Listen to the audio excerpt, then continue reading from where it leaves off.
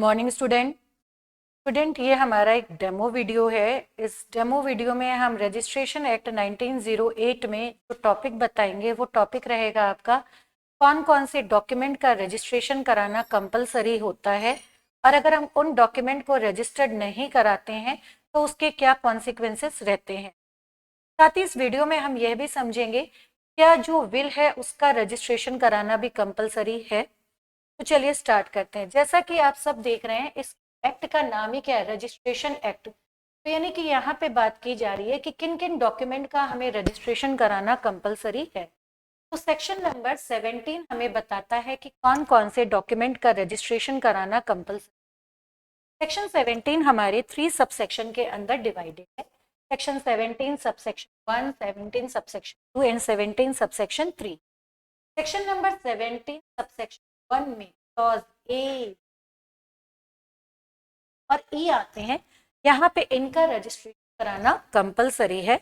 इसमें मैं आपको आज 17 subsection 1 clause be related from immovable property उसके रजिस्ट्रेशन के बारे में, रजिस्ट्रेशन क्या है और अगर हम नहीं कराते तो हमें क्या ड्रॉबैक्स फेस करने पड़ते हैं। सेक्शन नंबर 17 के जो डॉक्यूमेंट है एडॉप्शन डीड के which is not confer from will उसके रजिस्ट्रेशन को कंपलसरी यहाँ पे बताया गया है। सेक्शन नंबर 17 के सबसेक्शन 2 में जो डॉक्यूमेंट है उनका रजिस्ट्रेशन नहीं कहा है, वही सेक्शन नंबर 18 के जो डॉक्यूमेंट है उनका रजिस्ट्रेशन ऑप्शनल बताया है। सेक्शन 18 क्लॉज ई में हमने विल के बारे में हम पढ़ेंगे। तो स्टूडेंट पहला सवाल हमें यहीं पे क्लियर कर लेना चाहिए। जब आपसे सवाल पूछा जाए मैम इस रजिस्ट्रेशन एक्ट 1908 में हमें कहाँ से पता चलेगा किन किन डॉक्यूमेंट का रजिस्ट्रेशन कराना कंपलसरी है, किन डॉक्यूमेंट का नॉट कंपलसरी है, किन डॉक्यूमेंट का ऑप्शनल, तो आंसर है आपका सेक्शन नंबर 17 और 18 देखना। फिर अगर आपसे पूछा जाता है कि मैम जिन डॉक्यूमेंट का रजिस्ट्रेशन कराना कंपलसरी है, फॉर एग्जाम्पल सेक्शन नंबर 17 के जो डॉक्यूमेंट है उनका रजिस्ट्रेशन कराना कंपलसरी है। मैं यहाँ पे बात कर रही हूँ section number 17 subsection 1 clause B के लिए और 17 सबसेक्शन 1 क्लॉज ए, ये भी हमारा इमूवेबल प्रॉपर्टी के लिए बात करता है, वो गिफ्ट के लिए करता है, ध्यान में रखना। तो यहाँ पे what is the effect of non registration of document of transfer of immovable property 17 subsection 1 clause B में, यानी कि जो इमूवेबल प्रॉपर्टी के डॉक्यूमेंट है उनका हम रजिस्ट्रेशन नहीं कराते तो सेम एक्ट का सेक्शन नंबर हमें 49 बताता है कि हमारे पास अगर हम प्रॉपर्टी खरीद भी लेते हैं, जो प्रॉपर्टी हमारी लाखों और करोड़ों में आती है उसका हमारे पास कोई एविडेंस नहीं होता है।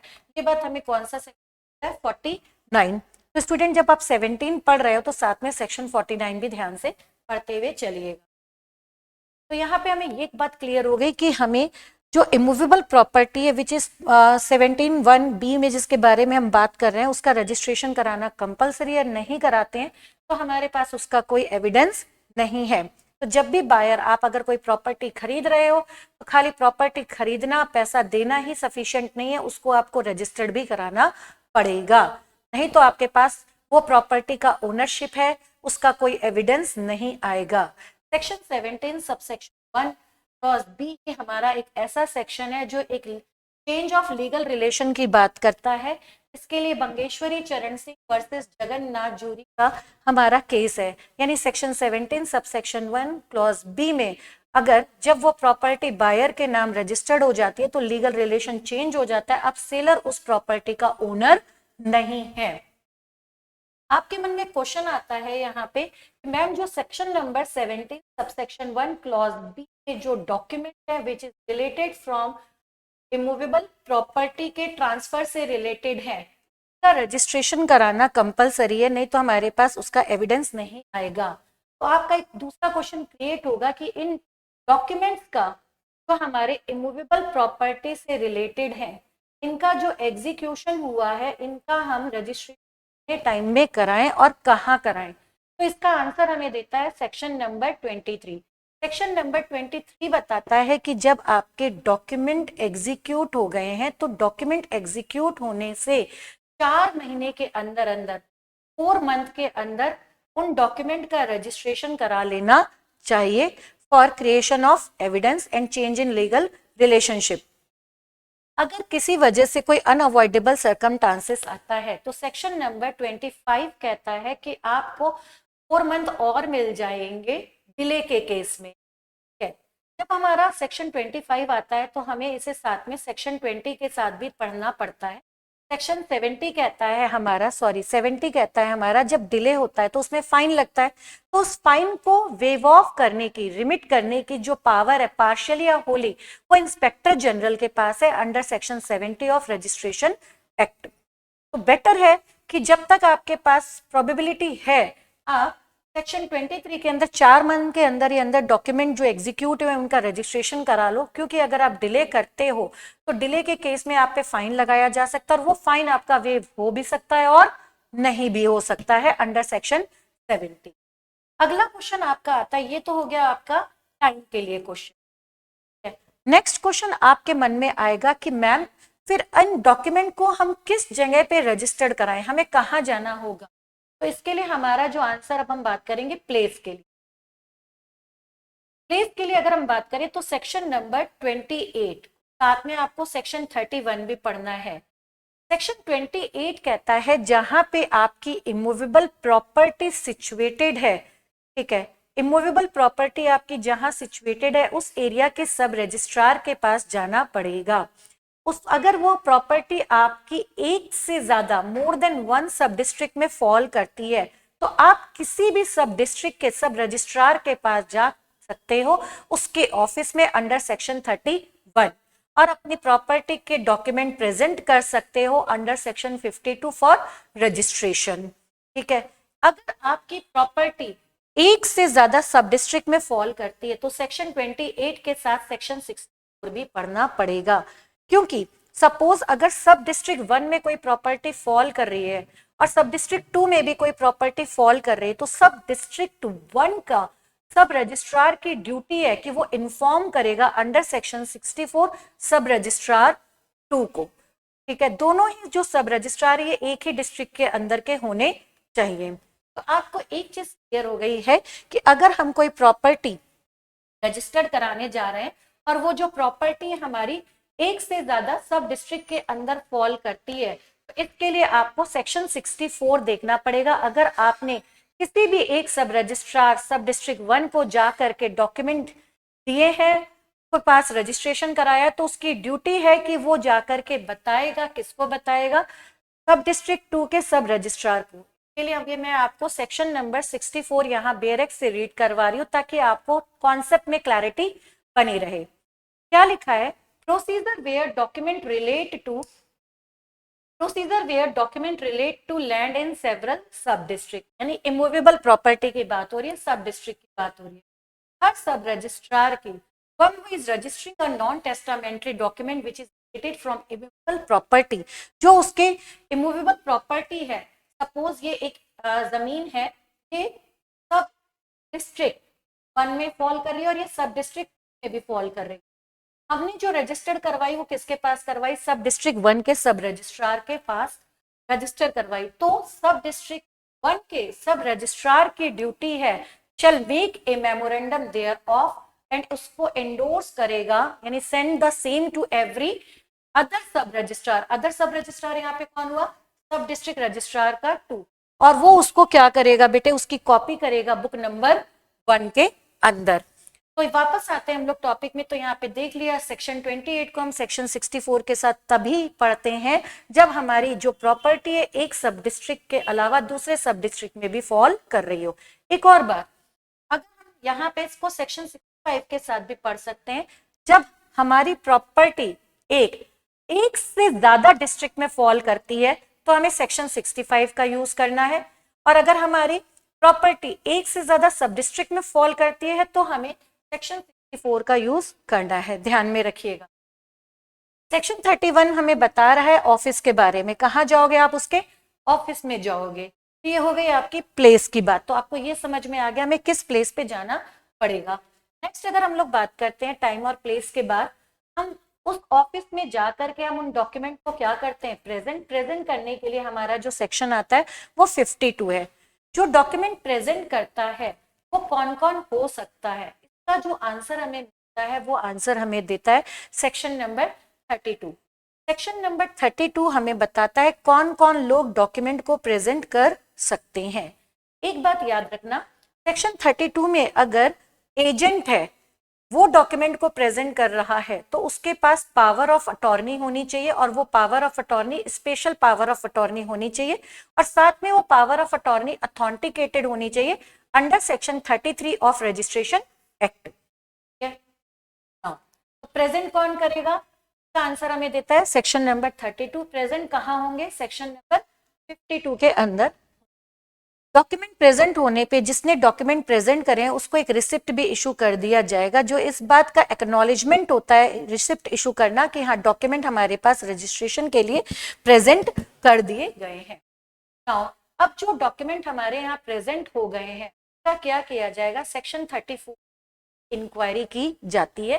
सेक्शन 34 के साथ हमें सेक्शन 35 भी देखना होता है। सेक्शन 34 में हम इंक्वायरी करते हैं, तो जब अगर इंक्वायरी के अंदर अगर सब रजिस्ट्रार सेटिस्फाइड होता है, उसको लगता है कि सारी लीगल कंप्लायंसेस कंप्लीट हैं, ठीक है, डॉक्यूमेंट उसी लैंग्वेज में लिखे गए जो उस डिस्ट्रिक्ट की लैंग्वेज है, सेक्शन 19 की कंप्लायंस हो रही है, ठीक है, सेक्शन 20 किसी प्रकार का डॉक्यूमेंट में इंटरलाइनेशन भी नजर नहीं आ रहा, कोई ब्लैंक और इरेजर भी नहीं है, ठीक है, अगर उसे लगता है कि सभी लीगल कंप्लायंसेस फुलफिल हैं, किसी प्रकार का कोई प्रॉब्लम नहीं है, सब रजिस्ट्रार इंक्वायरी में सेटिस्फाइड होने के बाद, किसकी बात कर रहा है ये हमारा सेक्शन 4 इंक्वायरी की, सेटिस्फाइड होने के बाद सेक्शन नंबर 58, 59, 60 ये 3 सेक्शन है रजिस्टर्ड करने के लिए, तो डॉक्यूमेंट को रजिस्टर्ड कर दिया जाएगा। 60 जब सेक्शन पढ़ रहे हैं तो हमारा रजिस्ट्रेशन कब कंप्लीट माना जाएगा, 61 के अंदर माना जाता है, और यहीं पे हम बात करते हैं बुक नंबर 1 में दी जाएगी। बुक नंबर 1 बुक हमारे यहाँ टोटल 5 बुक इसमें मेंटेन होती हैं, इसके लिए हमारा जो सेक्शन बात करता है वो 51 है। सेक्शन 51 में 5 बुक्स के बारे में डिस्कशन किया गया है। बुक नंबर 1 जो है वो इमूवेबल प्रॉपर्टी से रिलेटेड के ट्रांजैक्शन के बारे में बात कर रही है, ठीक है, तो उसकी जो एंट्री है आप किसमें, बुक नंबर 1 में करोगे। ये जो बुक नंबर 1 होता है इसका इंस्पेक्शन कोई भी कर सकता है under section 57 clause 1, any person. ये हमारा एक पब्लिक डॉक्यूमेंट होता है जो हमारा रजिस्टर्ड हुआ है यहाँ पे, और इसका इंस्पेक्शन कोई भी कर सकता है। किस बात के लिए इंस्पेक्शन किया जा रहा है, सपोज जिस बायर ने प्रॉपर्टी खरीदी, अब वही बायर किसी और को प्रॉपर्टी बेच रहा है, तो जो एक नया बायर आ रहा है वो इस चीज की अथेंटिसिटी चेक करने के लिए कि जो व्यक्ति इस प्रॉपर्टी को बेच रहा है वो ओनर है भी या नहीं, इसके लिए वो यहाँ पे बुक नंबर 1 को इंस्पेक्ट कर सकता है। खाली इंस्पेक्शन ही नहीं कर सकता है, 57 क्लॉज 5 में कॉपी भी ले सकता है। वो कॉपी सर्टिफाइड एंड सील होनी चाहिए बाय रजिस्टरिंग ऑफिसर, और वो सेकेंडरी एविडेंस में एडमिसिबल भी है। अगर किसी के डॉक्यूमेंट खो भी जाते हैं फॉर एग्जांपल, तो भी उसकी कॉपी निकलवाई जा सकती है, और वो कॉपी हमारी सर्टिफाइड अगर साइन है, सील है, तो 57(5) में वो एडमिसिबल मानी जाएगी सेकेंडरी एविडेंस के फॉर्म में। चलिए यहाँ पे तो बात हो गई जब सब रजिस्ट्रार सेटिस्फाइड था, उसने रिफ्यूजल नहीं करा डॉक्यूमेंट को रजिस्टर करने के लिए क्योंकि उसे लगा कि सारी कंप्लायंसेस कंप्लीट। वहीं पे अगर सब रजिस्ट्रार जो है, इफ सब रजिस्ट्रार, अगर सब रजिस्ट्रार सेटिस्फाइड है, अगर सब रजिस्ट्रार सेटिस्फाइड था, तो हमने कौन से सेक्शन यूज करे, 58, 59, 60 के साथ 61, फिर बुक नंबर 1 भी आपको बताया, एंड बुक नंबर 1 के साथ मैंने आपको यहाँ पे 57(1) और 57(5) को भी बताया।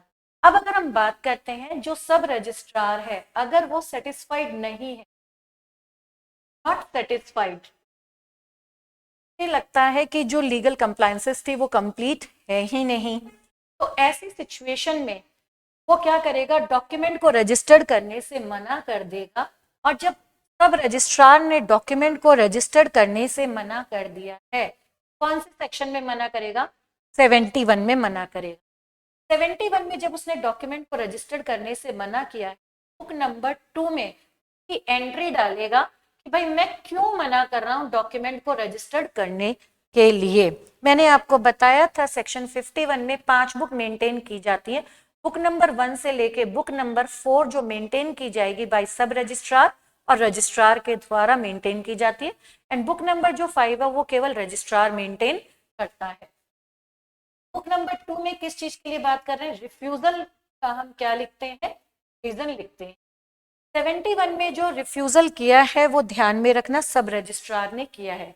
71 के रिफ्यूजल के अगेंस्ट हम अपील कर सकते हैं। कि अपील जो हम करते हैं किसको करते हैं? रजिस्ट्रार को करते हैं। कौन सा रजिस्ट्रार होगा?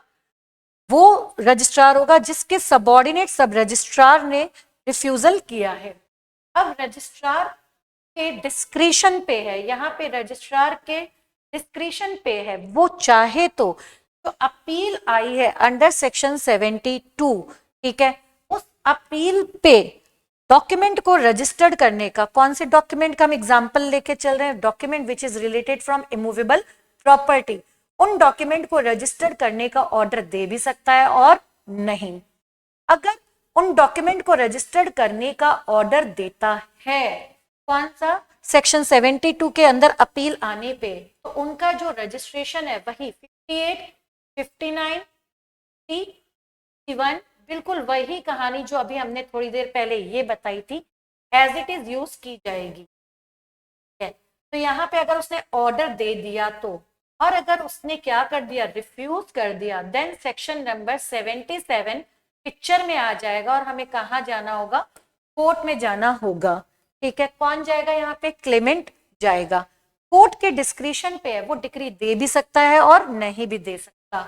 अगर उसने डिक्री दे दी है तो वापस उसका रजिस्ट्रेशन कराना पड़ेगा, वही 58, 59, 60, वही 61 वाली कहानी पूरी चलेगी। फिर कहाँ जाओगे? जहां पे वही प्रॉपर्टी आपकी लोकेटेड थी उसी के सब रजिस्ट्रार के पास जाओगे। क्लियर? अच्छा, एक और पॉइंट आया आपके मन में, क्वेश्चन आया, मैम एक बात बताइए, क्या ऐसा भी पॉसिबल है कि जो सब रजिस्ट्रार है वो तो सेटिस्फाइड है, उसे तो कोई ऑब्जेक्शन नहीं है, पर पार्टीज ने डिनाई कर दिया? जब मैंने आपको बोला था कि जब आप सेक्शन नंबर 34 पढ़ रहे हैं तो उसको 35 के साथ भी पढ़िएगा। जब सेक्शन 35 पढ़ते हैं तो पार्टीज के डिनायल के बारे में वहां पे कहा भी गया है, और जिसको हम साथ में पढ़ते हैं सेक्शन नंबर 73 के सबसेक्शन 1 में। तो चलिए देखते हैं यहाँ पे क्या कहा जा रहा है। व्हेन पार्टी रिफ्यूज, जब किसने मना कर दिया स्टूडेंट? पार्टी ने रिफ्यूज कर दिया। कौन से सेक्शन में रिफ्यूज कर दिया? 73 सबसेक्शन 1 में। 73 सबसेक्शन 1 में जब पार्टी ने रिफ्यूज कर दिया है तो 73 सबसेक्शन 2 में आपके मन में सवाल आएगा, मैम पार्टी क्यों मना कर रही है जब डॉक्यूमेंट एग्जीक्यूट हो गया है? वेरियस रीजन से मना कर सकता है। सपोज सेलर है, उसे कोई और बायर मिल गया है जो ज्यादा पे करके वो प्रॉपर्टी बेचना चाह रहा हो।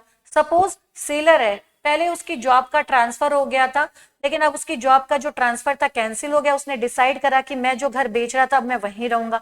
तो तमाम रीजन हो सकते हैं, सेलर भी मना कर सकता है और बायर भी मना कर सकता है। 73(1) में किसने मना किया बेटे? पार्टी ने रिफ्यूज करा है।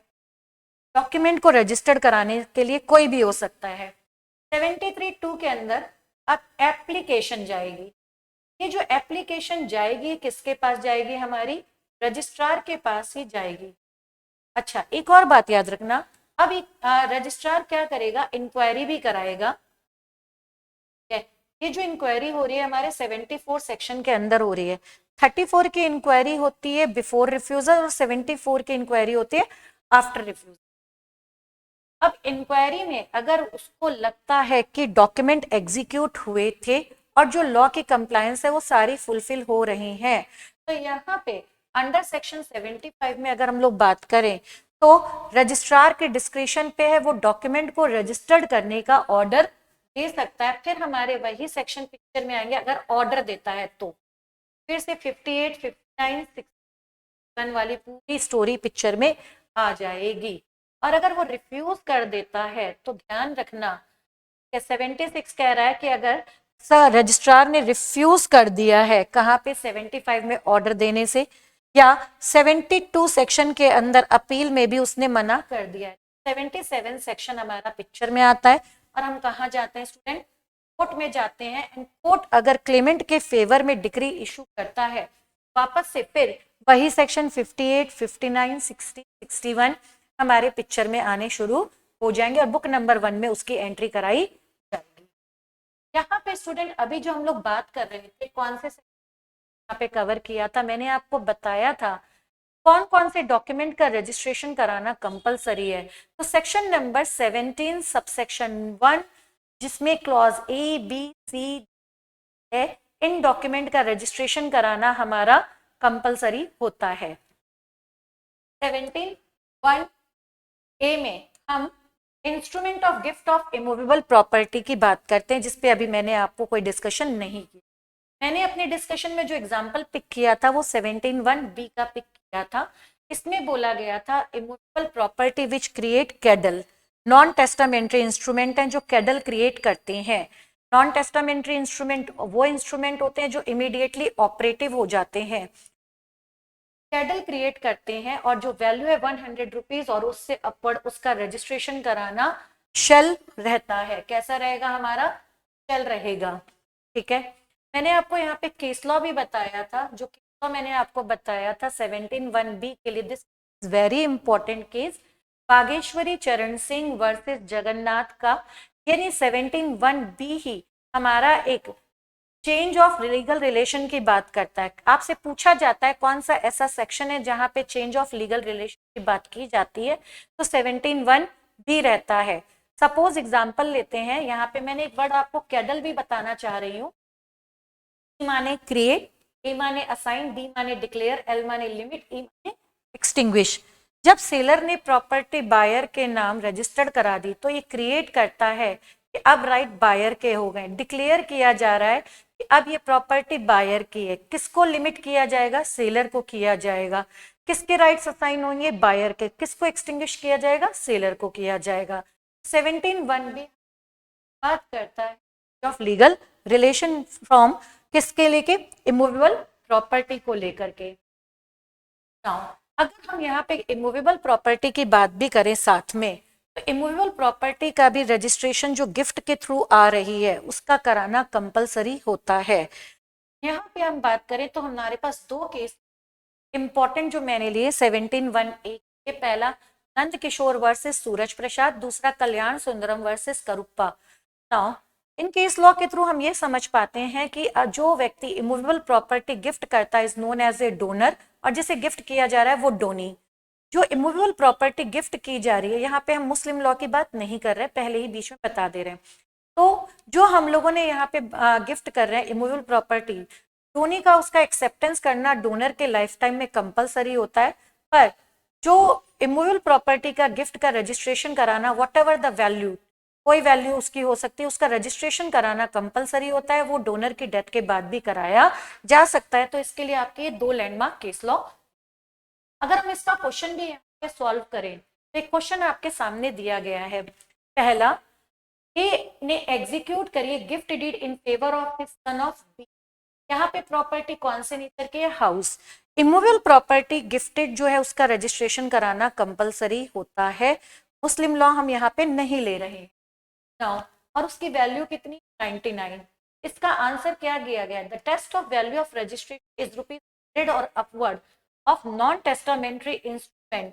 यहाँ पे अप्लाई नहीं होता। गिफ्ट के केस में कोई भी वैल्यू होती है प्रॉपर्टी की, उसका रजिस्ट्रेशन कराना कंपलसरी होता है। जबकि आपने 17(1)(b) में पढ़ा था इमूवेबल प्रॉपर्टी की वैल्यू कितनी होनी चाहिए? 100 और अपवर्ड। पर गिफ्ट के केस में इमूवेबल प्रॉपर्टी की वैल्यू व्हाटएवर कुछ भी हो, रजिस्ट्रेशन कराना कंपलसरी होता है। इसी का अगर हम दूसरा क्वेश्चन सॉल्व करते हैं, ए ने एग्जीक्यूट करी gift deed house, house immovable property, किसके फेवर में करी? In favour of trust. Before gift deed could be registered A died, मर गया। कौन मर गया? ए।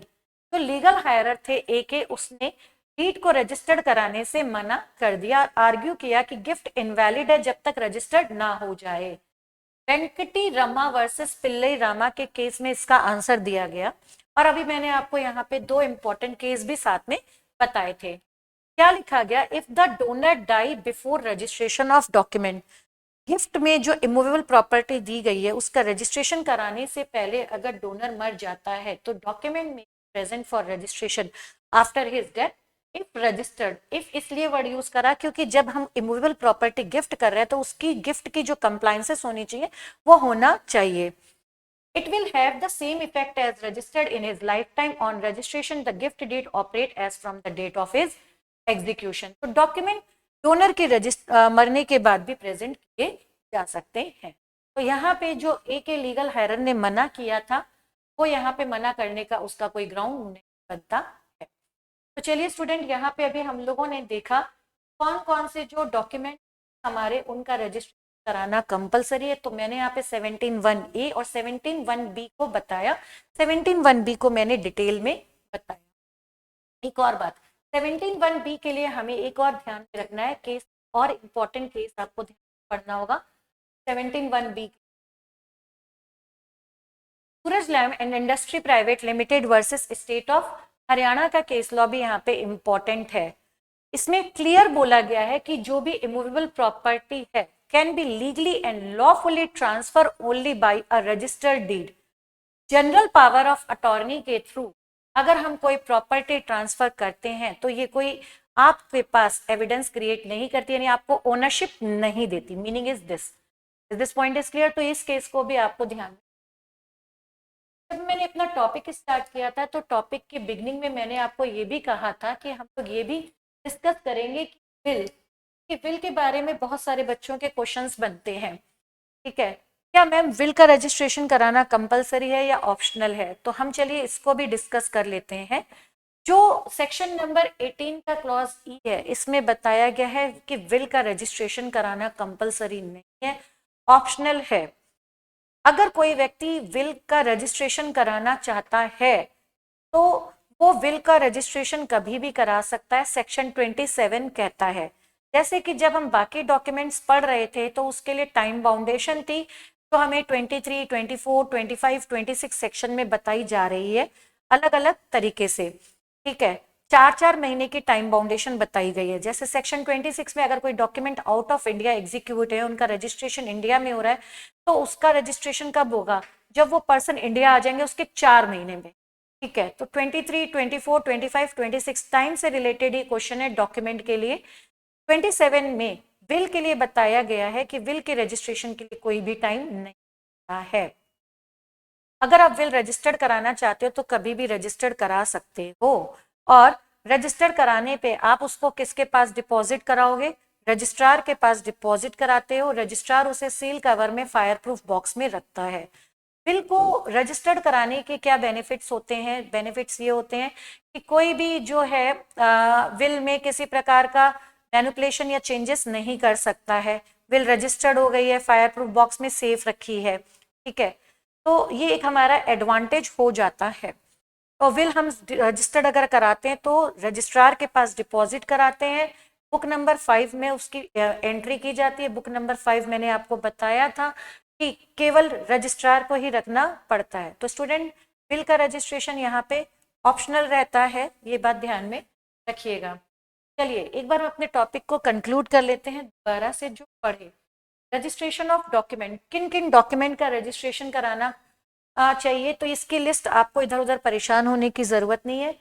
17(1), 17(2), 17(3) और 18 के अंदर जो डॉक्यूमेंट है यहाँ पे उनके रजिस्ट्रेशन बात की जा रही है, जिसमें 17(1) और 17(3) का रजिस्ट्रेशन कंपलसरी बताया है, और मैंने आपको बी का एग्जाम्पल समझाया था। अगर आप रजिस्टर्ड नहीं कराते हो तो सेक्शन 49 बताता है आपको उससे रिलेटेड कोई एविडेंस नहीं मिलेगा। आपको बताया गया था सेक्शन नंबर 23, 24, 25, 26 टाइम पीरियड के लिए लिए गए थे, जिसमें हमने आपको केवल 23 के बारे में बताया था। तो 23 के अंतर्गत आप डॉक्यूमेंट को प्रेजेंट करोगे, अगर डिले होता है तो 25, और फाइन के केस में सेक्शन 70। नाउ ये आपका टॉपिक यहाँ पे लिखा हुआ था। पावर ऑफ अटॉर्नी के द्वारा कभी भी इमूवेबल प्रॉपर्टी ट्रांसफर नहीं हो सकती है। चलिए स्टूडेंट, यहाँ पे आपको आई होप जितना पढ़ाया उतना क्लियर हो गया होगा। इसी के साथ हम इस क्लास को स्टॉप करते हैं। Thank you for watching this class.